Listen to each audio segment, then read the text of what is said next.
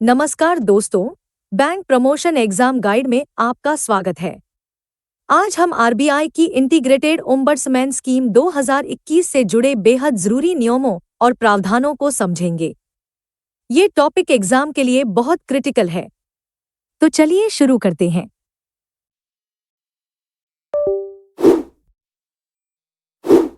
इनमें से किन स्टैट्यूटरी प्रोविजंस के तहत आरबीआई इंटीग्रेटेड ओम्बड्समैन स्कीम बनाई गई है? Which of the following statutory provisions empower the formulation of the Reserve Bank Integrated Ombudsman Scheme 2021? 1. Section 35A of the Banking Regulation Act 1949. 2. Section 45L of the Reserve Bank of India Act 1934. 3. Section 18 of the Payment and Settlement Systems Act 2007. 4. Section 11 of the Credit Information Companies Regulation Act 2005. Option A, 1 and 2 only. Option B, 1, 2 and 3 only. Option C, 2 and 4 only. Option D, all of the above.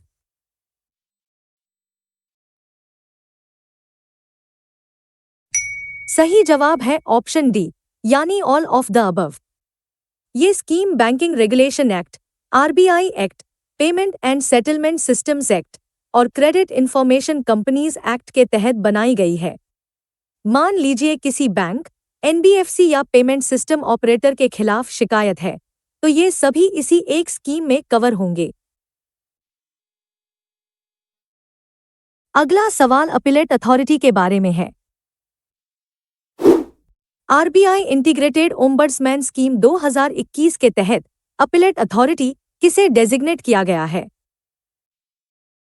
Who is designated as the appellate authority under the Reserve Bank Integrated Ombudsman Scheme 2021? Option A, the Governor of the Reserve Bank of India. Option B, the Deputy Governor in charge of the Consumer Education and Protection Department. Option C, the Executive Director in charge of the Department of the Reserve Bank administering the scheme. Option D, the Chief General Manager of the Legal Department.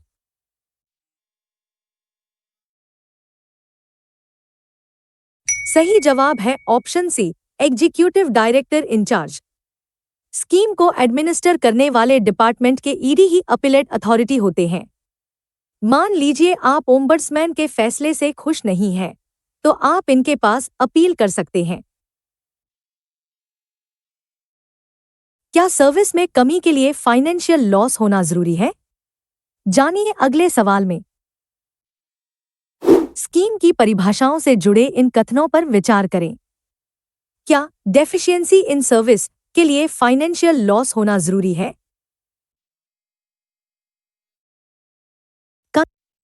Consider the following statements regarding definitions under the Reserve Bank Integrated Ombudsman Scheme 2021. 1. Deficiency in service must necessarily result in a financial loss or damage to the customer to be considered valid. 2. Settlement is defined as an agreement reached by the parties to the complaint by facilitation or conciliation or mediation. Which of the statements given above is are correct? Option A, 1 only. Option B, 2 only. Option C, both 1 and 2. Option D, neither 1 nor 2.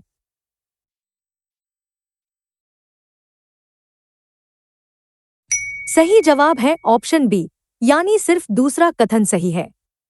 Deficiency in service का मतलब है कोई भी कमी, चाहे उससे ग्राहक को पैसों का नुकसान हुआ हो या नहीं। मान लीजिए बैंक ने चेक बुक समय पर नहीं दी, तो ये भी डेफिशिएंसी है, भले ही आपका पैसा नहीं कटा हो। ओम्बड्समैन का कार्यकाल कितने साल का होता है? ओम्बड्समैन या डिप्टी ओम्बड्समैन का एक बार में मैक्सिमम टेन्योर या कार्यकाल कितना हो सकता है? Under the Reserve Bank Integrated Ombudsman Scheme 2021, what is the maximum tenure for the appointment of an ombudsman or deputy ombudsman at a time? Option A, not exceeding 3 years. Option B, not exceeding 5 years. Option C, not exceeding 2 years. Option D, until the age of superannuation.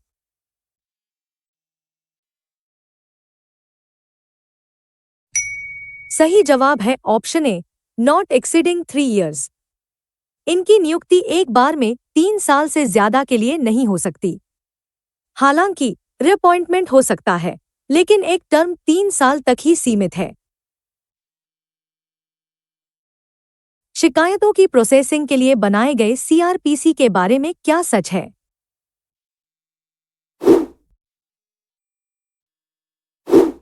Centralised receipt and processing centre या CrPC के बारे में इनमें से कौन से कथन सही हैं?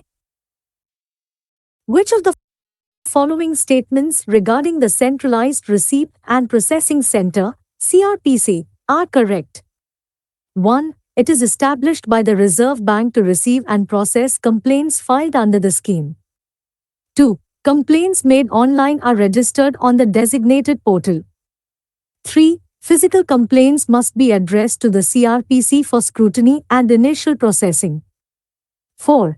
Complaints received directly by other Reserve Bank offices shall be forwarded to the CRPC.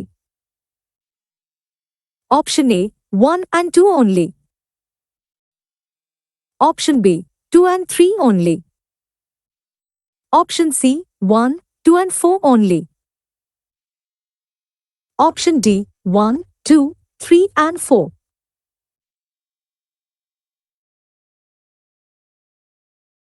सही जवाब है ऑप्शन डी, यानी ये सभी कथन सही हैं।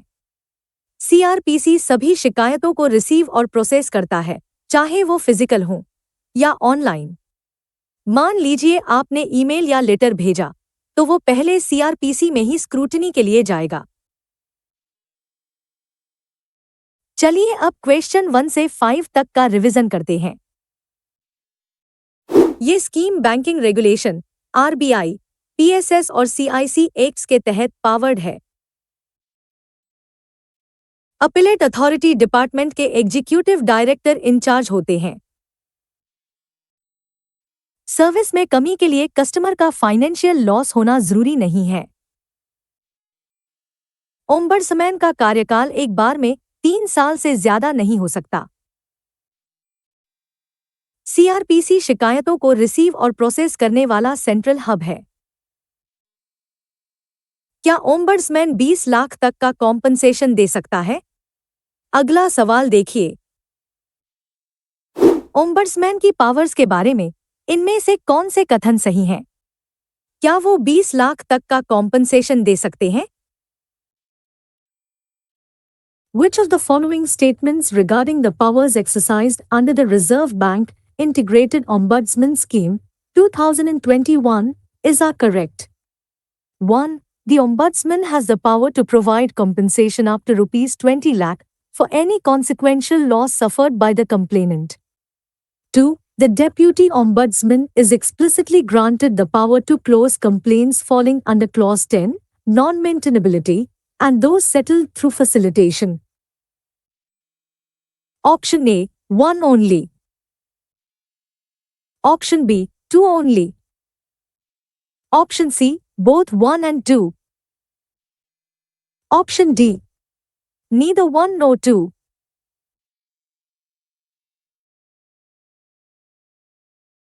सही जवाब है ऑप्शन सी, दोनों कथन सही हैं। ओम्बड्समैन नुकसान के लिए 20 लाख तक का हर्जाना दे सकते हैं और डिप्टी ओम्बड्समैन के पास शिकायतों को क्लोज करने की पावर है।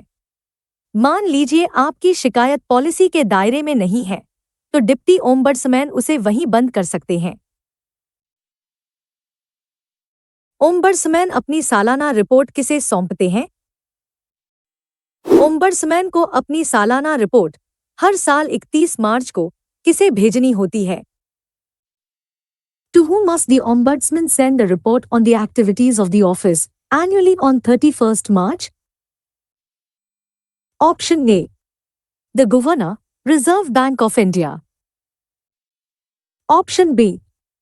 The Deputy Governor, Reserve Bank of India.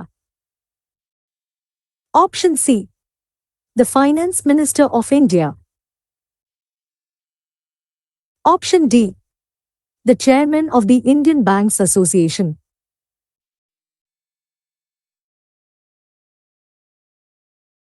सही जवाब है option B, deputy governor. Ombudsman को अपनी एक्टिविटीज का रिव्यू हर साल 31 मार्च को आरबीआई के डिप्टी गवर्नर को भेजना होता है। ये रिपोर्ट स्कीम की परफॉर्मेंस को मॉनिटर करने के लिए अहम है। किन वजहों से आपकी शिकायत खारिज हो सकती है? क्लॉज 10 के तहत इनमें से कौन से ग्राउंड्स पर शिकायत को नॉन मेंटेनेबल मानकर खारिज किया जा सकता है? Under Clause 10 of the scheme, which of the following are valid grounds for the non-maintainability, rejection of a complaint? 1. The complaint involves a commercial judgment or decision of a regulated entity. 2. The dispute is between a vendor and a regulated entity regarding an outsourcing contract. 3. The grievance involves an employee-employer relationship of a regulated entity. 4. The dispute is between two regulated entities. Option A, 1 and 2 only.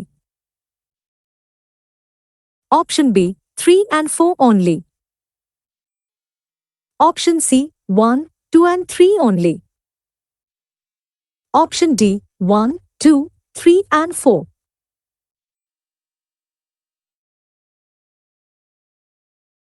सही जवाब है option D, यानी ये सभी। Commercial फैसले, vendor disputes, staff matters या दो बैंकों के आपसी झगड़े, ये सब ओम्बड्समैन के दायरे से बाहर हैं। मान लीजिए बैंक ने किसी को लोन न देने का कमर्शियल फैसला लिया है, तो उस पर यहां शिकायत नहीं हो सकती। क्या वकील आपकी तरफ से शिकायत दर्ज कर सकता है? शिकायत दर्ज करने की शर्तों के बारे में क्या सही है? क्या वकील ऑथोराइज्ड रिप्रेजेंटेटिव बन सकता है? Which of the following statements regarding the procedural prerequisites for filing a complaint under the scheme are correct? 1. A complaint is not maintainable unless the complainant has first made a written complaint to the regulated entity, which was rejected or not replied to. 2. The complaint must be made to the Ombudsman within 1 year after receiving a reply from the regulated entity.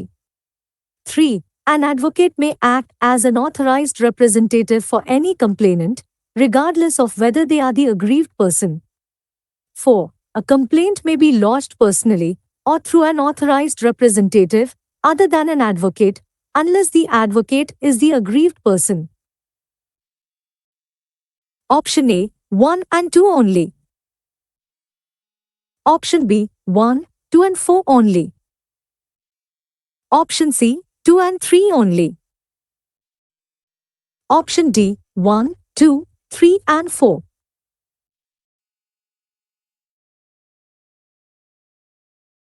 सही जवाब है option B. शिकायत करने से पहले bank को लिखना जरूरी है और जवाब के 1 साल के भीतर ओम्बड्समैन के पास आना होगा। ध्यान दें, वकील आपका प्रतिनिधि नहीं बन सकता, सिवाय तब जब वकील खुद पीड़ित हो। सिर्फ सुझाव देने वाली शिकायतों का क्या होता है? अगर कोई शिकायत सिर्फ सुझाव देने या गाइडेंस मांगने के लिए हो, तो स्क्रूटिनी में उसका क्या होता है? How are complaints that are in the nature of offering suggestions or seeking guidance treated during the initial scrutiny under the scheme? Option A. They are processed as standard grievances. Option B. They are forwarded to the Customer Service Committee of the Board. Option C. They are not treated as valid complaints and are closed with suitable communication. Option D. They are kept pending until a specific grievance arises.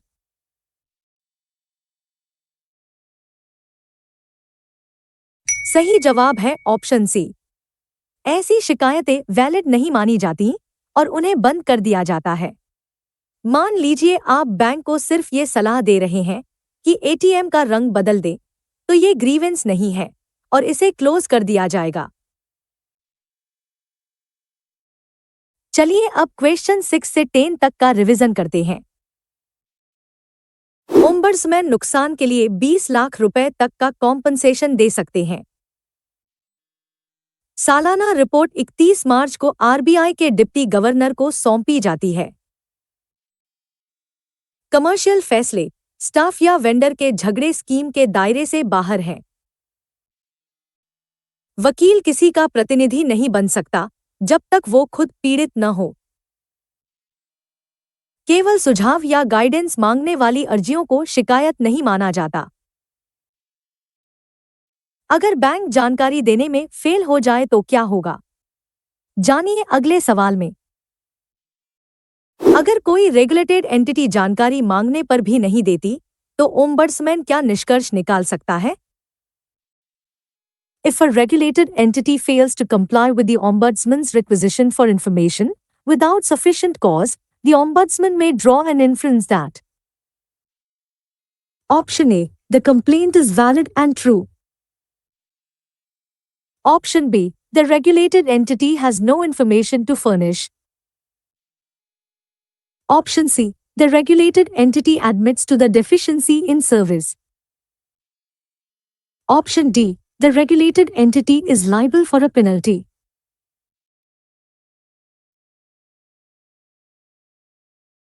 सही जवाब है option B.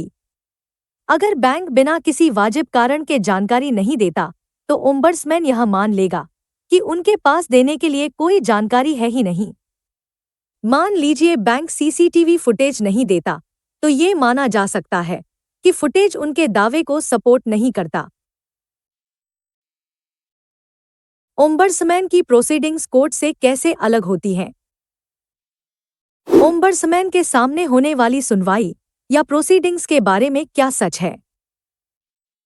Which of the following statements regarding the proceedings before the Ombudsman are correct? 1. The proceedings are summary in nature, and the Ombudsman is not bound by the strict rules of evidence. 2. The regulated entity must file its written version and documents within 15 days from the date of receipt of the notice, unless granted an extension. 3. The Ombudsman may examine either party to the complaint and record their statement. 4. The Ombudsman is required to conduct a formal trial, similar to a civil court. Option A. 1 and 2 only. Option B. 1, 2 and 3 only. Option C. 2 and 4 only. Option D. 1, 3 and 4 only.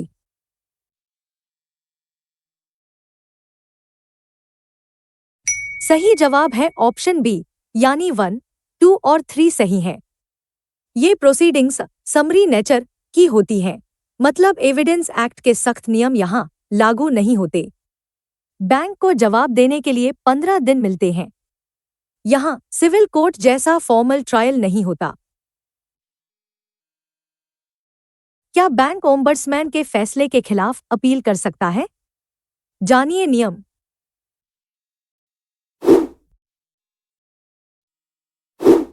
Scheme के तहत appeal process के बारे में इनमें से कौन से कथन सही हैं? Which of the following statements regarding the appeal process under the scheme are correct? 1. There is no right of appeal for a regulated entity against an award issued due to non-response or failure to furnish information. 2. A regulated entity can file an appeal only with the previous sanction of the chairman, MD, CEO, or an executive director official of equal rank. 3. The appellate authority has the power to modify the award or remand the matter back to the Ombudsman for fresh disposal. 4. The appellate authority cannot dismiss an appeal, it must always pass a new order. Option A, 1 and 2 only. Option B, 1, 2 and 3 only. Option C, 2 and 4 only. Option D, 1, 3 and 4 only.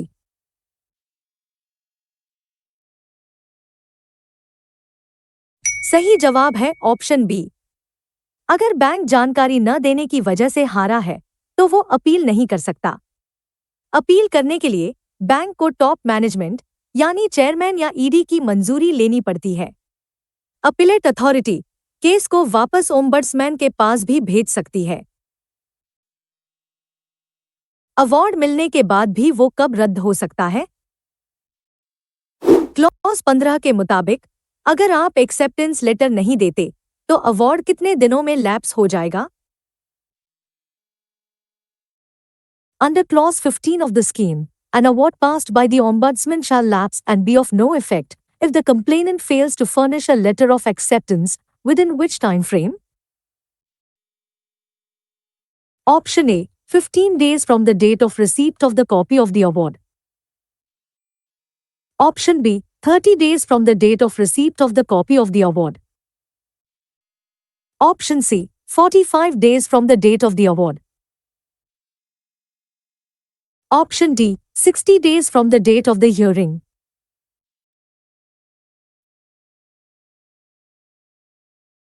सही जवाब है option B, 30 दिन।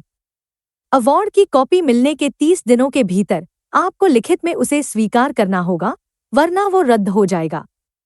मान लीजिए आपको हर्जाना मंजूर हुआ, पर आपने समय पर सहमति नहीं भेजी, तो आपको कुछ नहीं मिलेगा।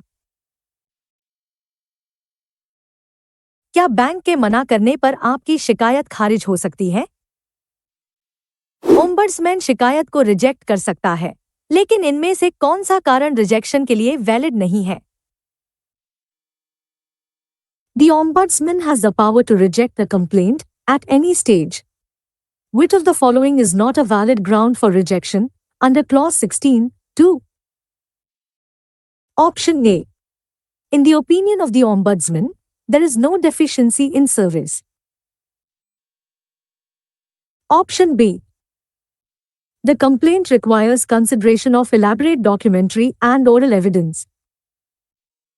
Option C.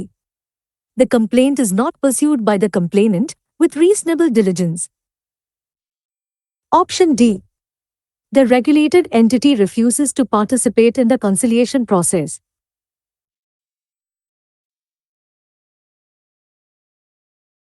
सही जवाब है ऑप्शन डी। अगर बैंक सुलह में हिस्सा लेने से मना करता है, तो यह शिकायत खारिज करने का आधार नहीं है, बल्कि ऐसे में ओम्बड्समैन बैंक के खिलाफ फैसला सुना सकता है। बाकी तीनों वजहों से शिकायत रिजेक्ट हो सकती है। चलिए अब क्वेश्चन 11 से 15 तक का रिवीजन करते हैं। अगर बैंक जानकारी नहीं देता, तो माना जाता है कि उनके पास कोई जानकारी नहीं है। सुनवाई समरी नेचर की होती है, एविडेंस एक्ट के सख्त नियम लागू नहीं होते। अगर जवाब न देने पर फैसला आया है, तो बैंक अपील नहीं कर सकता। अगर 30 दिन में एक्सेप्टेंस नहीं दी, तो अवार्ड लैप्स हो जाएगा। बैंक का सुलह से मना करना शिकायत खारिज होने का कारण नहीं है। बैंक को अपनी ब्रांच में क्या डिस्प्ले करना जरूरी है? जानिए अगले सेट में। रेगुलेटेड एंटिटी की जिम्मेदारियों के बारे में क्या सही है? क्या अकाउंट खोलते समय स्कीम की कॉपी देना अनिवार्य है?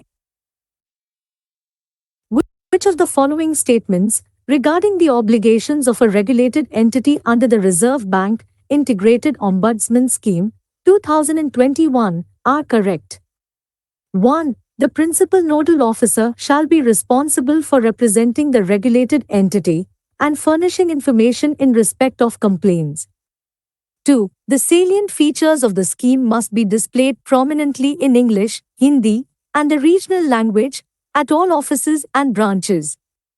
3. The name and contact details, telephone, mobile, email of the principal nodal officer must be displayed at the branches. 4. A physical copy of the scheme must be mandatorily provided to every customer at the time of account opening. Option A, 1 and 2 only. Option B, 1, 2 and 3 only. Option C, 2 and 4 only. Option D, 1, 3 and 4 only.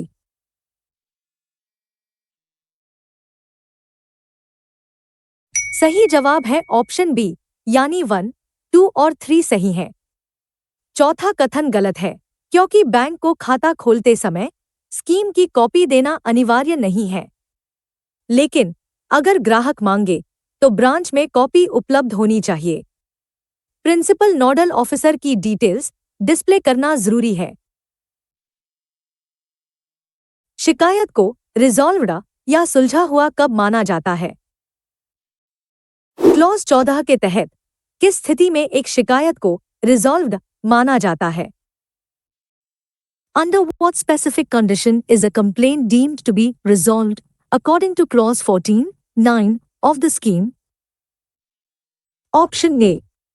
When the Ombudsman issues a show cause notice to the regulated entity. Option B. When the complainant has agreed in writing that the manner and extent of resolution is satisfactory. Option C. When the regulated entity submits its first reply denying the allegations. Option D. When the 30-day period for filing a written version expires.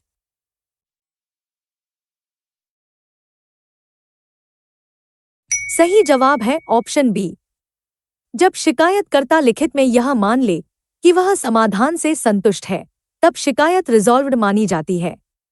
मान लीजिए bank ने आपके पैसे refund कर दिए और आपने लिख कर दे दिया कि आप खुश हैं, तो केस बंद हो जाएगा।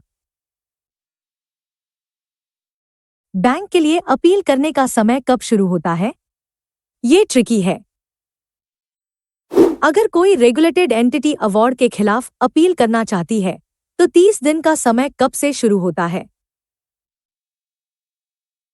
If a regulated entity prefers an appeal against an award, from which date does the 30-day filing period commence? Option A.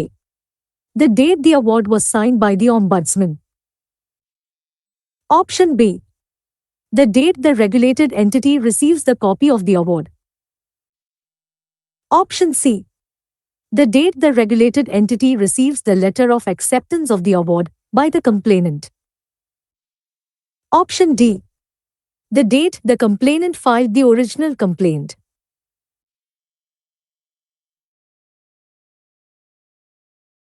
सही जवाब है ऑप्शन सी। यह बहुत महत्वपूर्ण नियम है। बैंक के लिए अपील का समय तब शुरू होता है जब उसे शिकायतकर्ता का एक्सेप्टेंस लेटर मिलता है, न कि जब अवार्ड पास होता है। अगर कस्टमर अवार्ड स्वीकार ही नहीं करेगा, तो बैंक को अपील करने की जरूरत ही नहीं है। इस स्कीम ने किन पुरानी स्कीम्स को खत्म किया? आरबीआई इंटीग्रेटेड ओम्बड्समैन स्कीम 2021 ने इनमें से किन पुरानी स्कीम्स को निरस्त या रिपील किया? Which of the following schemes were explicitly repealed by the Reserve Bank Integrated Ombudsman Scheme 2021? 1. The Banking Ombudsman Scheme 2006-2. The Ombudsman Scheme for Non-Banking Financial Companies 2018-3. The Ombudsman Scheme for Digital Transactions 2019-4. The Internal Ombudsman Scheme 2018. Option A, 1 and 2 only. Option B, 1, 2 and 3 only. Option C, 2 and 3 only. Option D, all of the above.